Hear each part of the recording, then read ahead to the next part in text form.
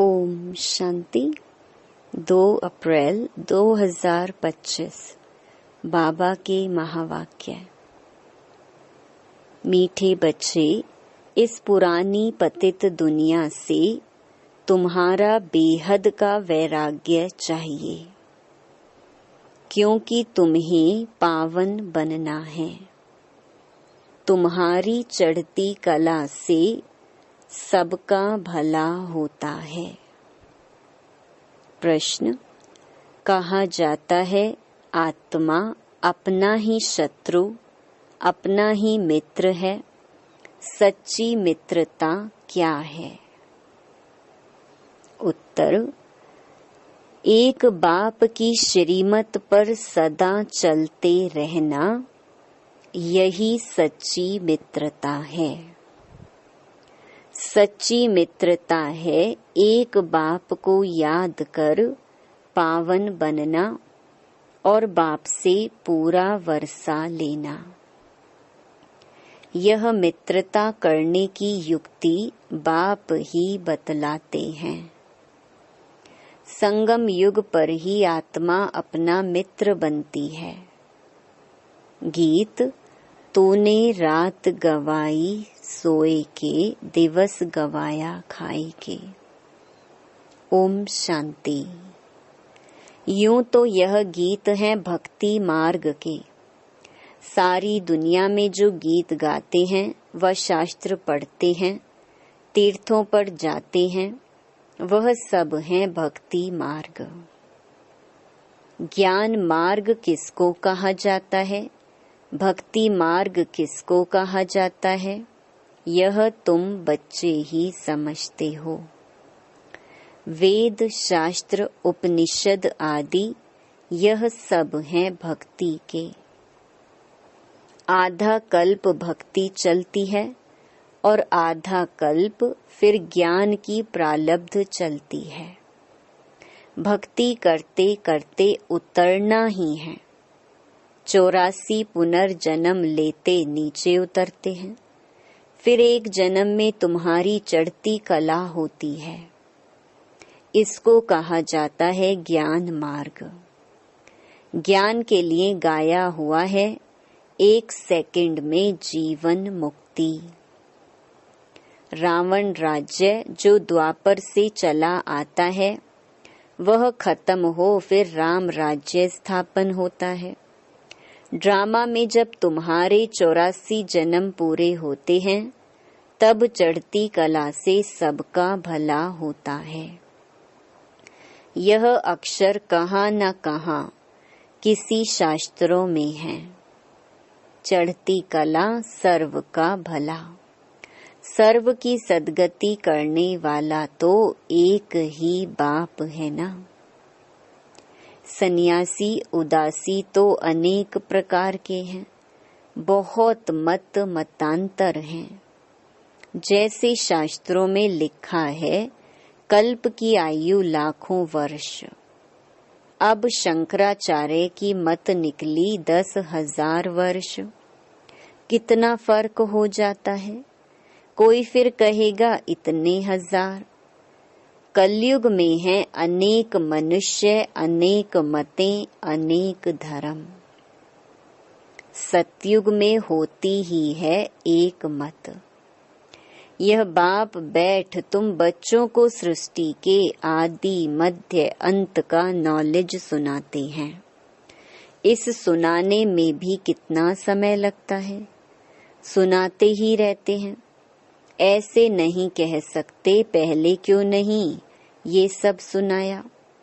School में पढ़ाई number वार होती है। छोटे बच्चों को ऑर्गन्स छोटे होते हैं तो उनको थोड़ा सिखलाते हैं। फिर जैसे जैसे ऑर्गन्स बड़े होते जाएंगे बुद्धि का ताला खुलता जाएगा। पढ़ाई धारण करते जाएंगे। छोटे बच्चों की बुद्धि में कुछ धारणा हो ना सके। बड़ा होता है तो फिर बैरिस्टर, जज आदि बनते हैं। इसमें भी ऐसे हैं। कोई की बुद्धि में धारणा अच्छी होती है, बाप कहते हैं मैं आया हूँ पतित से पावन बनाने। तो अब पतित दुनिया से वैराग्य होना चाहिए। आत्मा पावन बने तो फिर पतित दुनिया में रह न सके। पतित दुनिया में आत्मा भी पतित है, मनुष्य भी पतित है। पावन दुनिया में मनुष्य भी पावन, पतित दुनिया में मनुष्य भी पतित रहते हैं। यह है ही रावण राज्य, यथा राजा रानी तथा प्रजा। ये सारा ज्ञान है बुद्धि से समझने का। इस समय सभी की बाप से है विपरीत बुद्धि। तुम बच्चे तो बाप को याद करते हो, अंदर में बाप के लिए प्यार है, आत्मा में बाप के लिए प्यार है, रिगार्ड है, क्योंकि बाप को जानते हैं। यहाँ तुम सम्मुख हो, शिव बाबा से सुन रहे हो। वह मनुष्य सृष्टि का बीज रूप ज्ञान का सागर, प्रेम का सागर, आनंद का सागर है। गीता ज्ञान दाता परम पिता त्रिमूर्ति शिव परमात्मा वाच। त्रिमूर्ति अक्षर जरूर डालना है, क्योंकि त्रिमूर्ति का तो गायन है ना। ब्रह्मा द्वारा स्थापना तो जरूर ब्रह्मा द्वारा ही ज्ञान सुनाएंगे। श्री कृष्ण तो ऐसे नहीं कहेंगे कि शिव भगवानुवाच। प्रेरणा से कुछ होता नहीं, ना उनमें शिव बाबा की प्रवेशता हो सकती है। शिव बाबा तो पराये देश में आते हैं। सतयुग तो श्री कृष्ण का देश है ना, तो दोनों की महिमा अलग अलग है। मुख्य बात ही यह है। सतयुग में गीता तो कोई पढ़ते नहीं, भक्ति मार्ग में तो जन्म जन्मांतर पढ़ते हैं।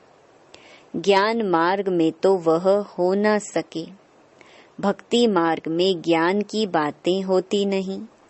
अभी रचता बाप ही रचना के आदि मध्य अंत का ज्ञान देते हैं। मनुष्य तो रचता हो न सके। मनुष्य कह न सके कि मैं रचता हूँ। बाप खुद कहते हैं मैं मनुष्य सृष्टि का बीज रूप हूँ। मैं ज्ञान का सागर, प्रेम का सागर, सर्व का सद्गति दाता हूँ। श्री कृष्ण की महिमा ही अलग है, तो यह पूरा कॉन्ट्रास्ट लिखना चाहिए, जो मनुष्य पढ़ने से झट समझ जाए कि गीता का ज्ञान दाता श्री कृष्ण नहीं है। इस बात को स्वीकार किया तो यह तुमने जीत पहनी। मनुष्य श्री कृष्ण के पिछाड़ी कितना हैरान होते हैं। जैसे शिव के भक्त शिव पर गला काट देने को तैयार हो जाते हैं। बस हमको शिव के पास जाना है। वैसे वह समझते हैं श्री कृष्ण के पास जाना है, परंतु श्री कृष्ण के पास जा न सके। श्री कृष्ण के पास बलि चढ़ने की बात नहीं होती है। देवियों पर बलि चढ़ते हैं, देवताओं पर कभी कोई बलि नहीं चढ़ेंगे। तुम देवियां हो ना, तुम शिव बाबा के बने हो, तो शिव बाबा पर भी बलि चढ़ते हैं। शास्त्रों में हिंसक बातें लिख दी हैं। तुम तो शिव बाबा के बच्चे हो, तन मन धन बलि चढ़ाते हो, और कोई बात नहीं, इसलिए शिव और देवियों पर बलि चढ़ाते हैं। अब गवर्नमेंट ने शिव काशी पर बलि चढ़ाना बंद कर दिया है। अभी वह तलवार ही नहीं है। भक्ति मार्ग में जो आपघात करते हैं, यह भी जैसे अपने साथ शत्रुता करने का उपाय है। मित्रता करने का एक ही उपाय है जो बाप बतलाते हैं। पावन बनकर बाप से पूरा वर्षा लो। एक बाप की श्रीमत पर चलते रहो, यही मित्रता है। कहते हैं जीवात्मा अपना ही शत्रु है, फिर बाप आकर ज्ञान देते हैं तो जीवात्मा अपना मित्र बनती है। आत्मा पवित्र बन बाप से वर्षा लेती है। संगम युग पर हरेक आत्मा को बाप आकर मित्र बनाते हैं।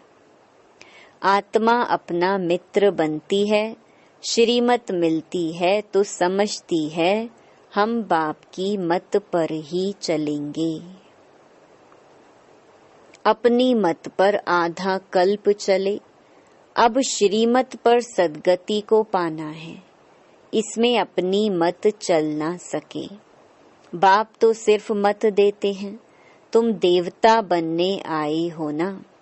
यहाँ अच्छे कर्म करेंगे तो दूसरे जन्म में भी अच्छा फल मिलेगा, अमर लोक में। यह तो है ही मृत्यु लोक। यह राज भी तुम बच्चे ही जानते हो, सो भी नंबरवार। कोई की बुद्धि में अच्छी रीति धारणा होती है, कोई धारणा नहीं कर सकते, तो इसमें टीचर क्या कर सकते हैं? टीचर से कृपा व आशीर्वाद मांगेंगे क्या? टीचर तो पढ़ाकर अपने घर चले जाते हैं। स्कूल में पहले पहले खुदा की बंदगी आकर करते हैं, हे खुदा हमको पास कराना, तो फिर हम भोग लगाएंगे। टीचर को कभी नहीं कहेंगे कि आशीर्वाद करो।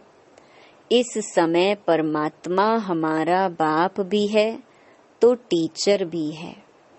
बाप की आशीर्वाद तो अंडरस्टूड है ही। बाप बच्चे को चाहते हैं, बच्चा आए तो उसको धन दूं, तो यह आशीर्वाद हुई ना। यह एक कायदा है। बच्चे को बाप से वर्षा मिलता है, अब तो तमो प्रधान ही होते जाते हैं। जैसा बाप वैसे बच्चे, दिन प्रतिदिन हर चीज तमो प्रधान होती जाती है। तत्व भी तमो प्रधान ही होते जाते हैं। यह है ही दुख धाम। 40,000 वर्ष अभी और आयु हो तो क्या हाल हो जाएगा। मनुष्यों की बुद्धि बिल्कुल ही तमो प्रधान हो गई है। अभी तुम बच्चों की बुद्धि में बाप के साथ योग रखने से रोशनी आ गई है। बाप कहते हैं जितना याद में रहेंगे उतना लाइट बढ़ती जाएगी। याद से आत्मा पवित्र बनती है, लाइट बढ़ती जाती है। याद ही नहीं करेंगे तो लाइट मिलेगी नहीं। याद से लाइट वृद्धि को पाएगी। याद नहीं किया और कोई विकर्म कर लिया तो लाइट कम हो जाएगी। तुम पुरुषार्थ करते हो सतो प्रधान बनने का, ये बड़ी समझने की बातें हैं। याद से ही तुम्हारी आत्मा पवित्र होती जाएगी। तुम लिख भी सकते हो, यह रचयिता और रचना का ज्ञान श्री कृष्ण दे नहीं सकते, वह तो है प्रालब्ध। यह भी लिख देना चाहिए कि 84वें अंतिम जन्म में कृष्ण की आत्मा फिर से ज्ञान ले रही है, फिर फर्स्ट नंबर में जाते हैं। बाप ने यह भी समझाया है, सतयुग में 9 लाख ही होंगे, फिर उनसे वृद्धि भी होगी ना। दास दासियां भी बहुत ही होंगे ना। जो पूरे 84 जन्म लेते हैं, 84 जन्म ही गिने जाते हैं। जो अच्छी रीति इम्तिहान पास करेंगे वह पहले पहले आएंगे। जितना देरी से जाएंगे तो मकान पुराना तो कहेंगे ना। नया मकान बनता है, फिर दिन प्रतिदिन आयु कम होती जाएगी। वहाँ तो सोने के महल बनते हैं, वह तो पुराने हो ना सके। सोना तो सदैव चमकता ही होगा, फिर भी साफ जरूर करना पड़े। जेवर भी भल पक्के सोने के बनाओ तो भी आखिरीन चमक तो कम होती है, फिर उनको पॉलिश चाहिए। तुम बच्चों को सदैव यह खुशी रहनी चाहिए कि हम नई दुनिया में जाते हैं। इस नर्क में यह अंतिम जन्म है। इन आँखों से जो देखते हैं, जानते हैं, यह पुरानी दुनिया, पुराना शरीर है। अभी हमको सतयुग नई दुनिया में नया शरीर लेना है। 5 तत्व भी नए होते हैं, ऐसे विचार सागर मंथन चलना चाहिए। यह पढ़ाई है ना, अंत तक तुम्हारी यह पढ़ाई चलेगी। पढ़ाई बंद हुई तो विनाश हो जाएगा, तो अपने को स्टूडेंट समझ इस खुशी में रहना चाहिए ना। भगवान हमको पढ़ाते हैं, यह खुशी कोई कम थोड़ी है। परंतु साथ साथ माया भी उल्टा काम करा लेती है। 5-6 वर्ष पवित्र रहते, फिर माया गिरा देती। एक बार गिरे तो फिर वह अवस्था हो न सके। हम गिरे हैं तो वह घृणा आती है। अभी तुम बच्चों को सारी स्मृति रखनी है। इस जन्म में जो पाप किए हैं, हर एक आत्मा को अपने जीवन का तो पता है ना। कोई मंद बुद्धि, कोई विशाल बुद्धि होते हैं। छोटेपन की हिस्ट्री याद तो रहती है ना। यह बाबा भी छोटेपन की हिस्ट्री सुनाते हैं ना। बाबा को वह मकान आदि भी याद है, परंतु अभी तो वहाँ भी सब नए मकान बन गए होंगे। 6 वर्ष से लेकर अपनी जीवन कहानी याद रहती है। अगर भूल गया तो डल बुद्धि कहेंगे। बाप कहते हैं अपनी जीवन कहानी लिखो। लाइफ की बात है ना। मालूम पड़ता है लाइफ में कितने चमत्कार थे। गांधी, नेहरू आदि के कितने बड़े बड़े वॉल्यूम बनते हैं। लाइफ तो वास्तव में तुम्हारी बहुत वैल्यूबल है। वंडरफुल लाइफ यह है। यह है मोस्ट वैल्यूबल, अमूल्य जीवन। इनका मूल्य कथन नहीं किया जा सकता। इस समय तुम ही सर्विस करते हो। यह लक्ष्मी नारायण कुछ भी सर्विस नहीं करते। तुम्हारी लाइफ बहुत वैल्यूबल है, जबकि औरों का भी ऐसा जीवन बनाने की सर्विस करते हो। जो अच्छी सर्विस करते हैं वह गायन लायक होते हैं। वैष्णव देवी का भी मंदिर है ना। अभी तुम सच्चे सच्चे वैष्णव बनते हो।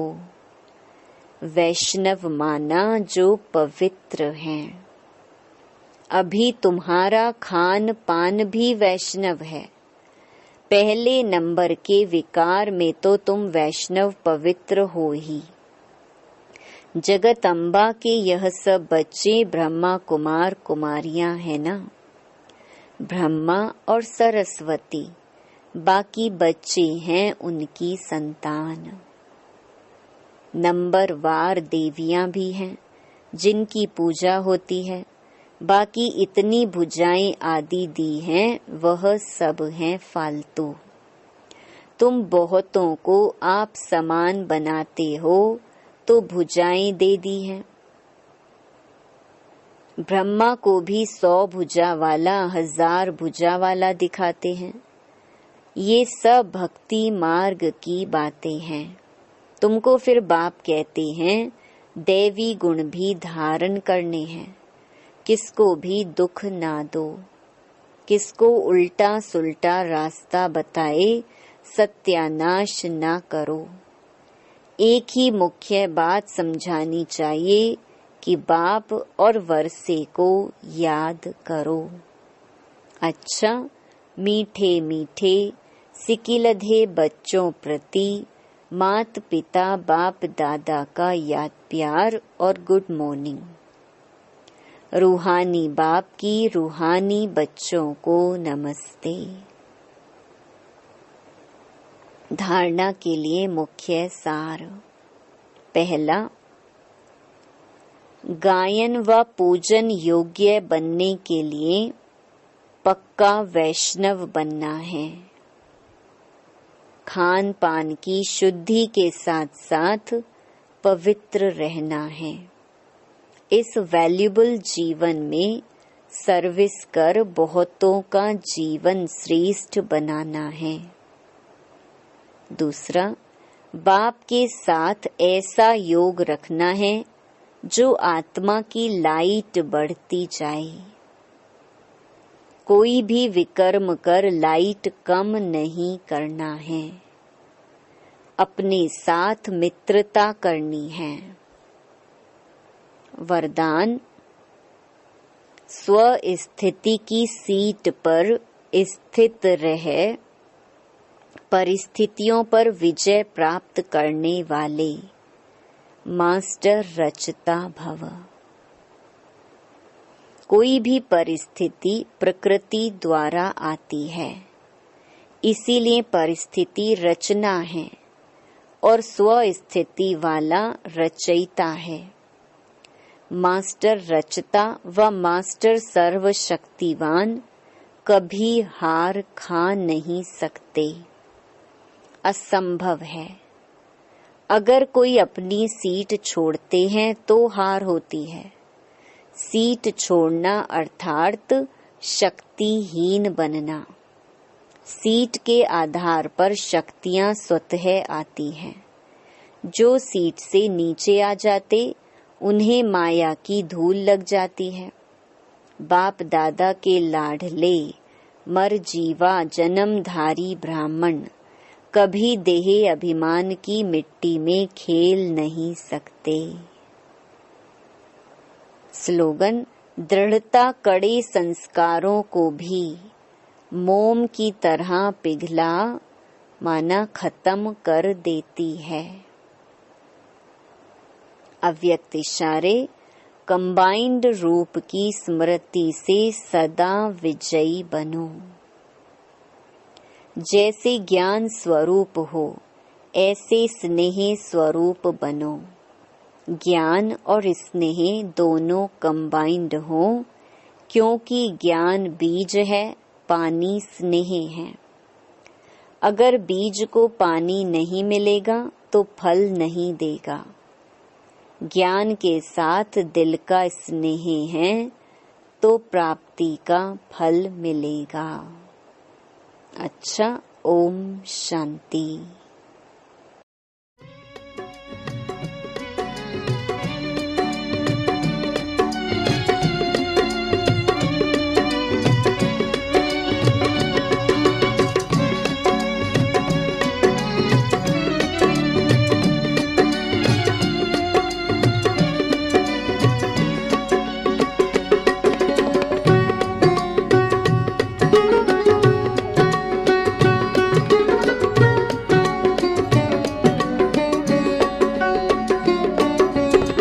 धरती पर सबसे पावन मधुबन तीर्थ है न्यारा।